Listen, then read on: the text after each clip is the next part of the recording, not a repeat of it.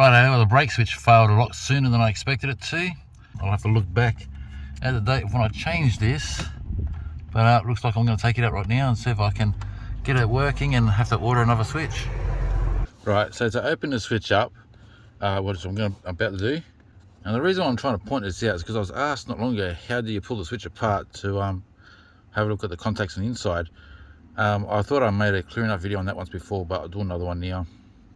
Okay, so those little pins there, you need to bend them back just enough that you can allow the side of the switch to separate. Once that separates, it's spring loaded, so you're going to have to hold here, but you're going to have to use both hands.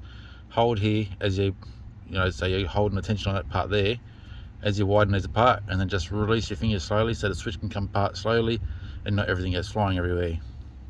So I'll get that done and then show you it apart. Okay, so you can see I've got the clips bent there, so that's ready to come apart there.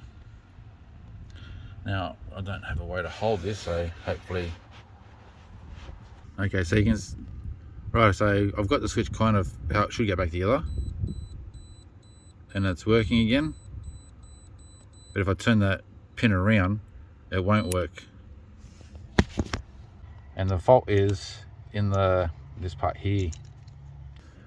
And the fault on the switch is there. See how that comes across there? It's only halfway through the hole.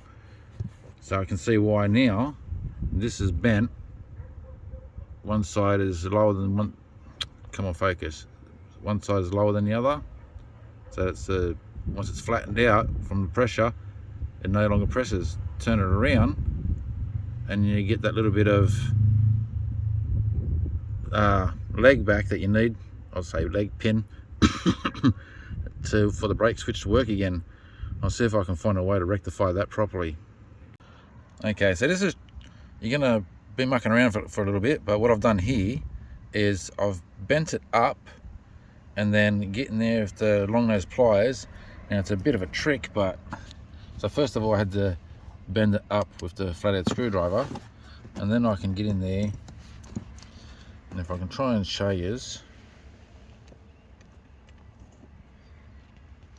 yeah, kind of like that there, and I got to the other top one is there, then I bent it down. So in effect what I've done is bring the center part higher, but now that's going to be, when I put the switch together, that's going to be probably on straight away. So I need to now push the center down a little bit at a time until I get a switch to a happy place, and that's where I'll be using it from. Right, so that's working out for me so far. I've got one side already bent into shape. Just need to bend that other side there back, and then I can show you is it working. I can show you is it working right now if you just want to hear the beep. So look at that. So that's when you press both sides. So that's working how it should now. So I've had to muck around with that clip in there to get it right.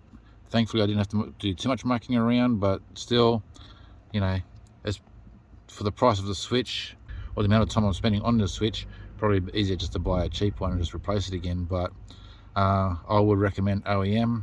I'm just gonna see how this goes, and if the brake switch fails again, I'm gonna go buy one from Ford. I'm not gonna buy one from eBay again.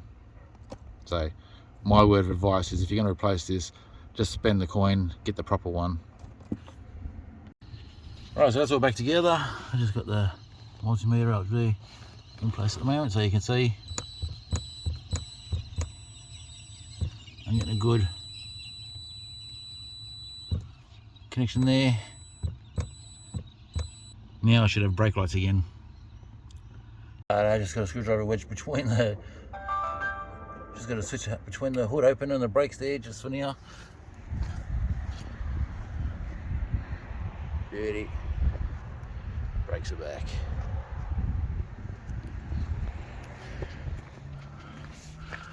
Alrighty, well that's about it.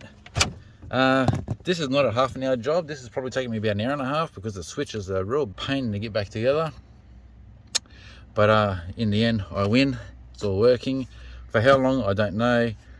But if I buy another switch, there'll be a follow-up from this video to say how long this lasted, and the next one will be an OEM switch. Till next time guys, cheers.